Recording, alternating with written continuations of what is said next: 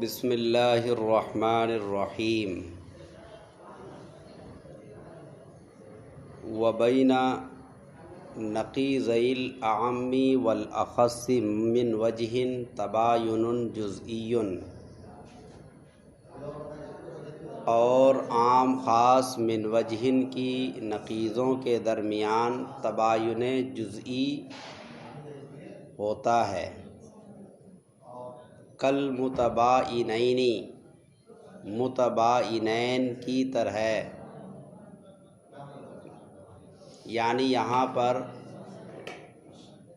دو نسبتیں رہ گئی تھیں، تساوی کو بیان کر دیا اور ان کی نقیضوں کے درمیان نسبت کو بیان کر دیا، عام خاص من وجہن کو بیان کر دیا اور ان کی نقیضوں کے درمیان جو نسبت ہے ان کو بھی بیان کر دیا، اور جو اشکالات ہوئے تھے وہ بھی رفع ہو گئے۔ تو دو نسبتیں رہ گئی، ایک نسبت ہے تباین اور ایک نسبت ہے عام خاص من وجہن۔ تو یہاں دونوں کی نسبتوں کو ایک ساتھ بیان کر رہے ہیں، دونوں کی نسبتوں کو ایک ساتھ بیان کر رہے ہیں، کیونکہ ان دونوں کی نقیضوں میں ایک ہی نسبت ہے، عام خاص من وجہن کی نقیض اور تباین کلی کی نقیض، دونوں کی نقیضوں میں ایک ہی نسبت پائی جاتی ہے اور وہ ہے تباین جزئی۔ تو آپ یوں کہہ سکتے ہیں جن دو کلیوں کے درمیان عام خاص من وجہن کی نسبت ہوگی ان کی نقیضوں میں تباین جزئی ہوگی۔ کون سی نسبت ہوگی؟ تباین جزئی۔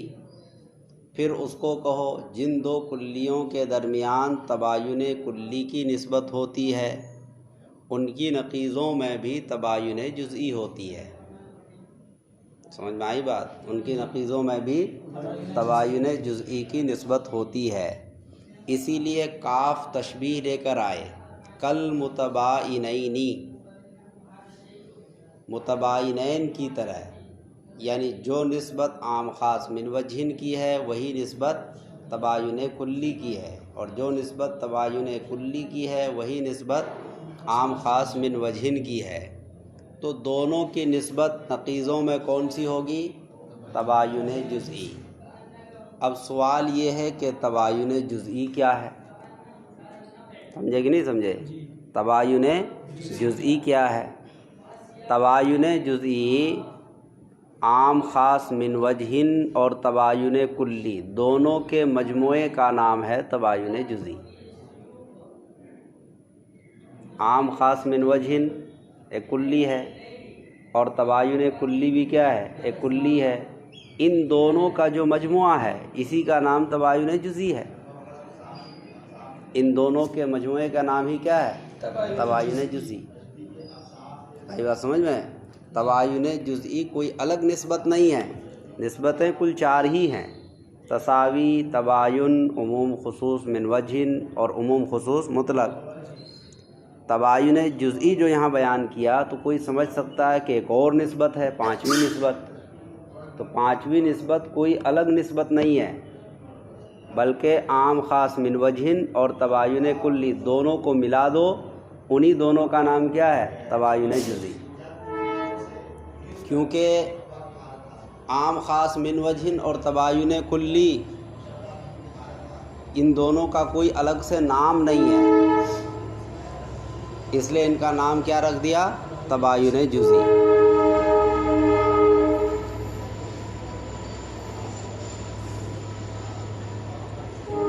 آگے تباین جزئی کی تعریف بھی کر رہے ہیں، هو التفارق فی الجملۃ، وہ تفارق فی الجملہ ہے۔ تفارق فی الجملہ کا مطلب یہ ہے کہ دو کلیوں میں سے ہر ایک کلی کبھی تو دونوں ساتھ آئے، کبھی دونوں الگ الگ آئے، کبھی دونوں ساتھ آئے اور کبھی کبھی الگ الگ آئے۔ جیسے عام خاص من وجہن میں اجتماعی مادہ ہوتا ہے، دونوں کلیاں ساتھ ہو جاتی ہیں، سمجھ میں آئی بات؟ لیکن جب افتراقی مادہ ہوتا ہے تو دونوں کلیاں الگ ہو جاتی ہیں۔ ایسے ہی تباین کلی کی نقیض میں بھی دونوں کلیاں الگ ہو جاتی ہیں۔ تو تفارق فی الجملہ کا مطلب دونوں کلیاں کبھی تو ساتھ میں آئے اور کبھی دونوں الگ الگ آئے۔ جیسے حیوان اور ابیض ہے، کبھی دونوں ساتھ ہو جائیں گے، حیوان بھی ہوگا ابیض بھی ہوگا، جیسے سفید بیل، سمجھ میں آئی بات؟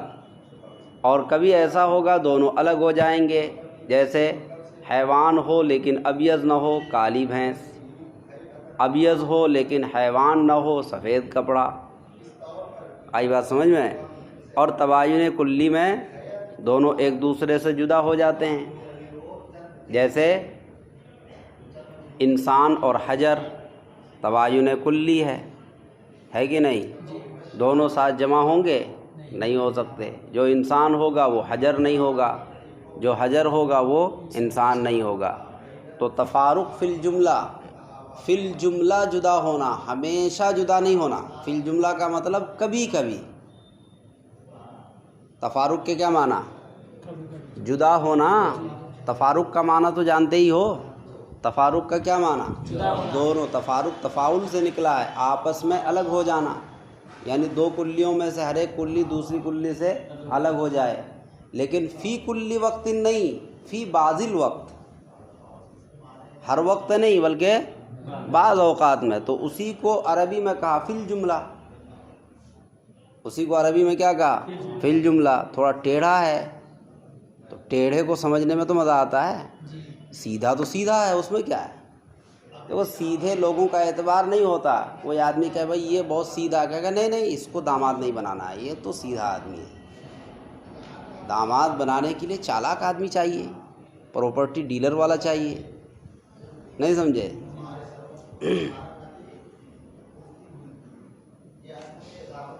تو یہ ہو گیا وَهُوَ التَّفَارُقُ فِي الْجُمْلَةِ، اور وہ تفارق فی الجملہ ہے۔ دیکھو پیچھے فی الجملہ کے نیچے بھی لکھ دیا تم لوگوں کو سمجھانے کے لیے، فی بعض المواد، بعض مادوں کے اندر تفارق ہو، تمام مادوں میں تفارق نہ ہو۔ لأن اب دلیل دے رہے ہیں کہ تباین جزئی کیوں ہے؟ تباین جزئی اس لیے ہے، اس کی دلیل یہاں ہے۔ لأن بین العینین تفارقا، اس لیے کہ عینین کے درمیان تفارق ہے۔ جب عینین میں تفارق ہے تو نقیضین میں بھی کیا ہوگا؟ تفارق ہوگا۔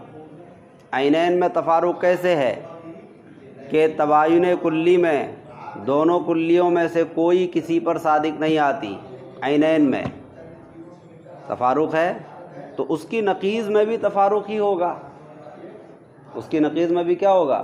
تفارق ہوگا۔ یہی دلیل ہے، عینین میں جب تفارق ہے تو نقیض میں بھی کیا ہوگا؟ تفارق۔ لہذا نقیض میں تباین جزئی ہوتی ہے، اور تباین جزئی کا مطلب ہے کہ کبھی تو دونوں مل کر آئے اور کبھی دونوں الگ الگ آئے، یعنی تباین جزئی عام خاص من وجہن، اور تباین کلی کے مجموعے کا نام ہے۔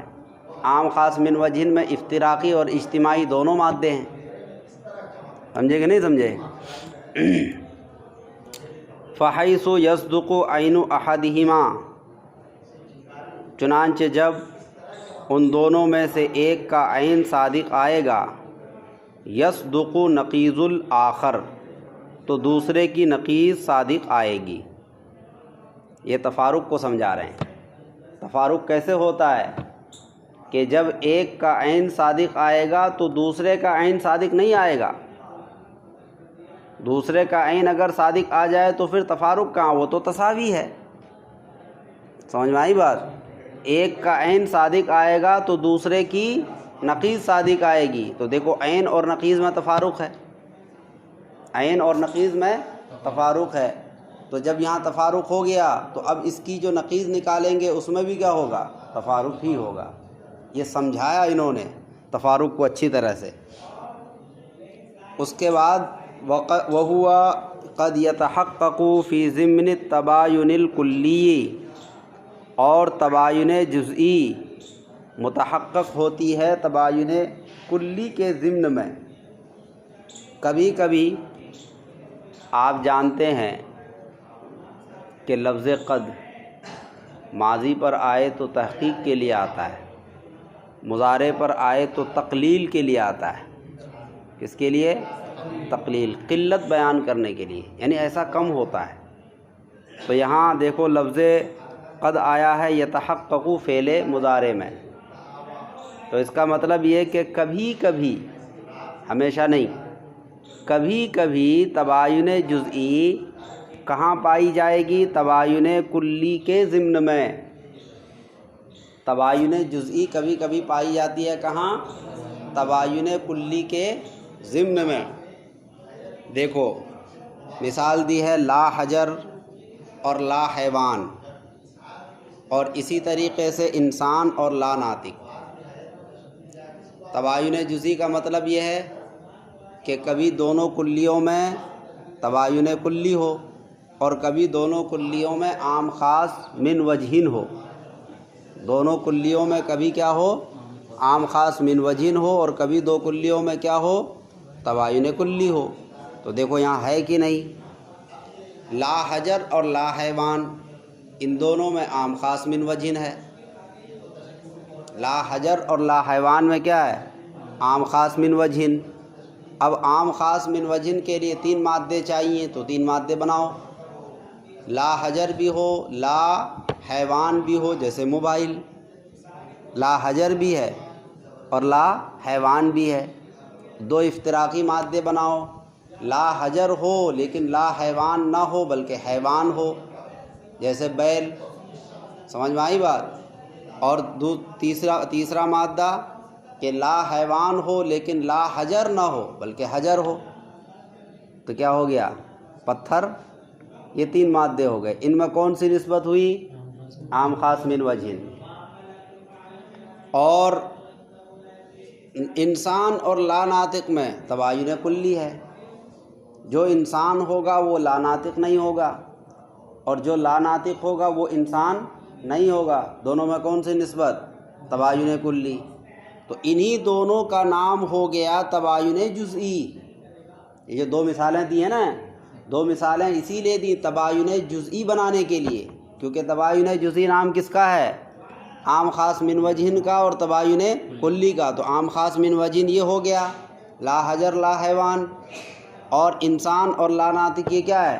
تباین کلی ہے۔ آئی بات سمجھ میں؟ انہوں نے کہا کہ تباین کلی کے ضمن میں تباین جزئی ہے، تو تباین کلی یہاں ثابت کرو۔ اب تباین کلی ہے یہاں، کیسے ہے؟ کہ حجر اور حیوان، لا حجر کی نقیض کیا ہے؟ حجر اور حیوان۔ لا حجر لا حیوان کی نقیض کیا نکلے گی؟ حجر اور حیوان۔ دونوں میں کون سی نسبت؟ تباین کلی۔ تو دیکھو تباین کلی کے ضمن میں کون ہے؟ عام خاص من وجہن۔ اس کے بعد انسان اور لا ناطق کی نقیض نکالو۔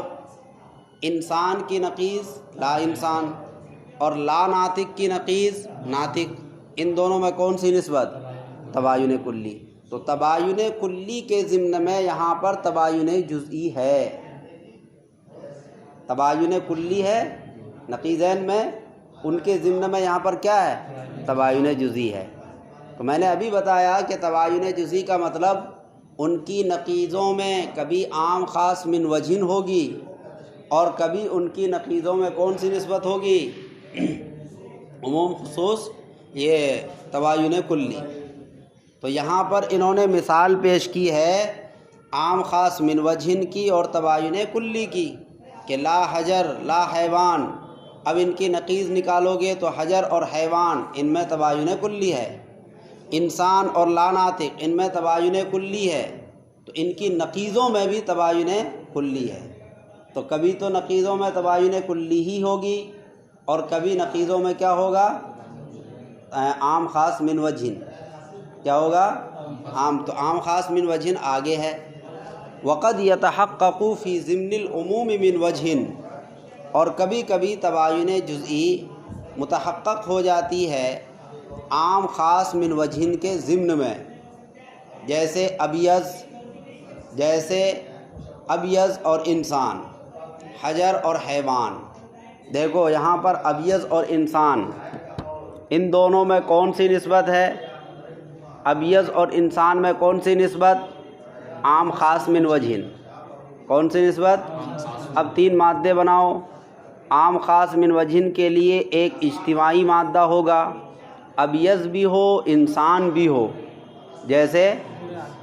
جیسے انگریز لوگ کیا ہیں؟ ابیض بھی ہیں اور ساتھ ساتھ انسان بھی ہیں۔ اور ایک مثال بناؤ جہاں صرف ابیض ہو لیکن انسان نہ ہو، ابیض تو ہو لیکن انسان نہ ہو، جیسے سفید کپڑا، ٹوپی، جو بھی ہو۔ ایک مثال بناؤ جہاں پر انسان تو ہو لیکن ابیض نہ ہو، زنجی۔ سمجھ میں آئی بات؟ ویسٹ انڈیز والے سب ہوتے ہیں نا، اسود لا سواد لہو، یہ بحث ہوئی ہے اس میں عقائد میں کہ اسود ہے لیکن لا سواد ہے۔ یہ کون سی بات ہوئی؟ اسود ہے پھر لا سواد کیسے ہے؟ تو اس کی گہرائی مت جاؤ، پھر لمبی بات ہو جائے گی۔ اس کے بعد والحجر اور حیوان۔ دیکھو حجر اور حیوان کے درمیان کون سی نسبت ہے؟ دونوں میں کون سی نسبت ہے؟ تباین ہے۔ جو حجر ہوگا وہ حیوان نہیں ہوگا، اور جو حیوان ہوگا وہ حجر نہیں ہوگا۔ تو یہ تباین جزئی ہے۔ تباین جزئی کی مثال ہوئی دونوں مل کر کیا ہے؟ تباین جزئی کی مثال ہوئی، لیکن کس کے ضمن میں؟ عام خاص من وجہن کی ضمن میں، کیونکہ ان کی نقیضوں میں عام خاص من وجہن ہے۔ ابیض کی نقیض لا ابیض، اور انسان کی نقیض لا انسان، تو لا ابیض اور لا انسان میں عام خاص من وجہن ہے۔ تو دیکھو ان دونوں کے عینین میں عام خاص من وجہن ہے، نقیضین میں بھی کیا ہے؟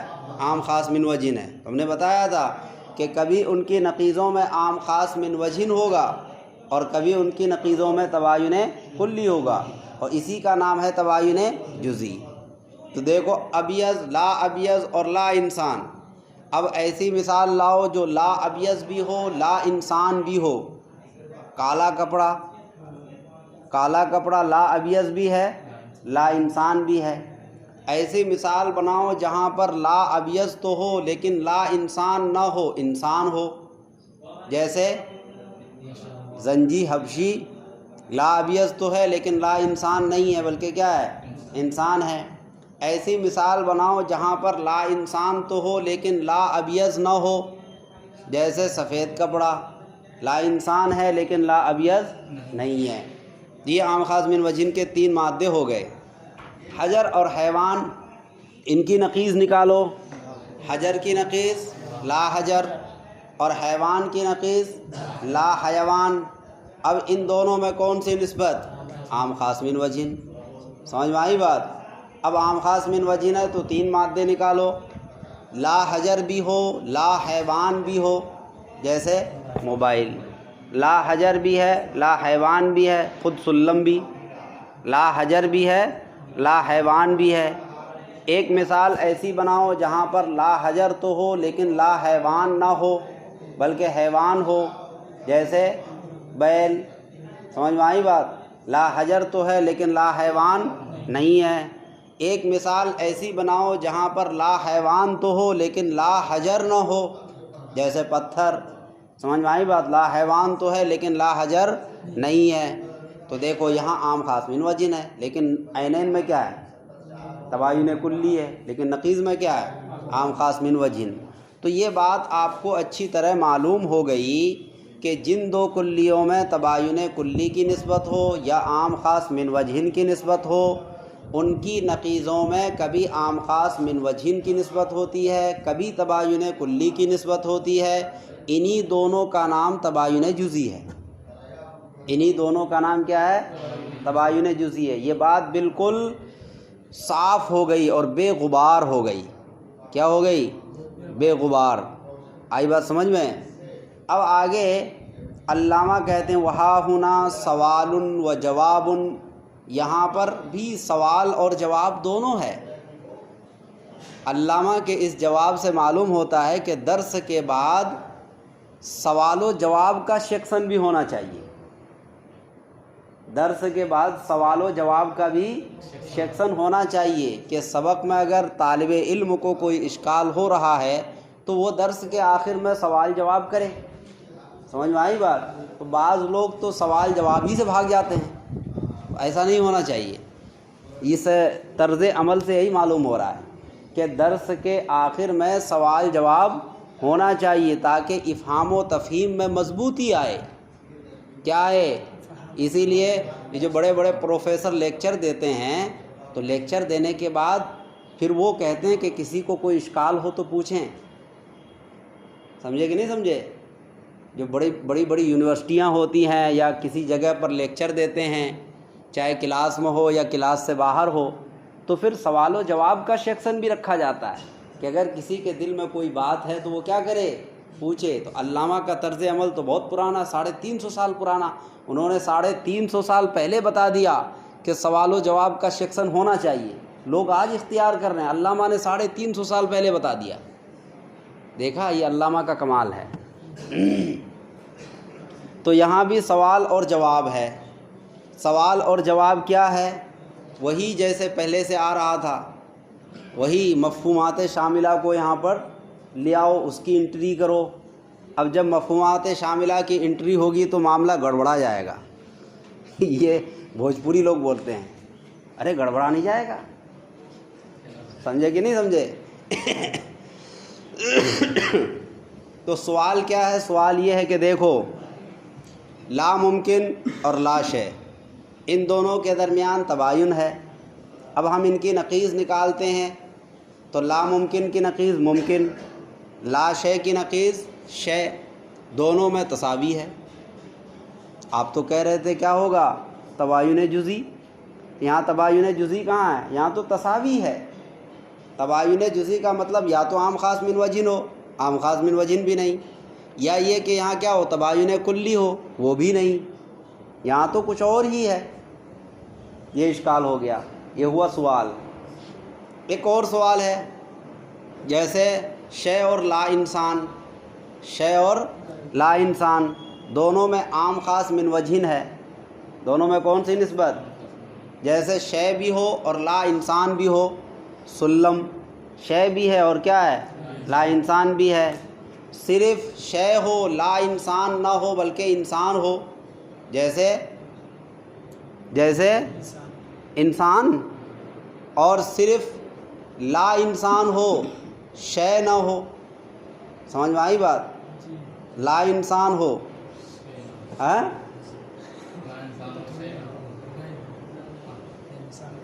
ہاں نہیں ہو رہا ہے؟ کیوں نہیں ہو رہا؟ ہاں تو یہ اشکال ہوا، لا شے اور لا ممکن۔ سمجھ میں آئی بات؟ اور اسی طریقے سے شے اور لا انسان، تو ان کی نقیضوں کے درمیان جو ہے، آپ نے کہا تھا تباین جزئی ہونا چاہیے، لیکن تباین جزئی دونوں میں سے کہیں نہیں ہے۔ آپ کے قاعدے کے مطابق کیا ہونا چاہیے؟ تباین جزئی، لیکن تباین جزئی دونوں میں نہیں ہے، نہ لا شے اور لا ممکن میں ہے، نہ ہی شے اور لا انسان میں ہے۔ آئی بات سمجھ میں؟ اب جب آپ کی بات صادق نہیں آئی تو آپ اشکال کا جواب دیجئے۔ تو جواب انہوں نے کہا وہی جواب ہے، علی طبقی ما مرہ، جواب ہمارا اسی کے مطابق ہے جو گزر چکا ہے۔ کیا گزرا؟ کہ ہمارا جو دعویٰ ہے وہ عام نہیں ہے، ہمارا دعویٰ خاص ہے، یعنی مفہومات شاملہ کو ہم نے خارج کر رکھا ہے شروع ہی سے، بہت پہلے سے آپ جان رہے ہو، ہر جگہ یہی جواب دے رہے ہیں ہم، مفہومات شاملہ اس میں داخل نہیں ہے۔ جب مفہومات شاملہ کو خارج کر دیا تو آپ کا اشکال رفع ہو گیا، کیونکہ آپ نے اشکال کیا ہے لا شے لا ممکن کو لے کر، یہ مفہومات شاملہ میں سے ہے۔ اسی طریقے سے آپ نے شے اور لا انسان کو لے کر اشکال کیا، یہاں بھی شے کیا ہے؟ مفہومات شاملہ میں سے ہے. آئی بات سمجھ میں؟ اگرچہ اس کی نقیض ہے لیکن بہرحال ہے. تو اب جو ہے آپ کا اشکال ختم ہو گیا. مفہومات شاملہ ہمارے دعویٰ میں شامل نہیں ہے.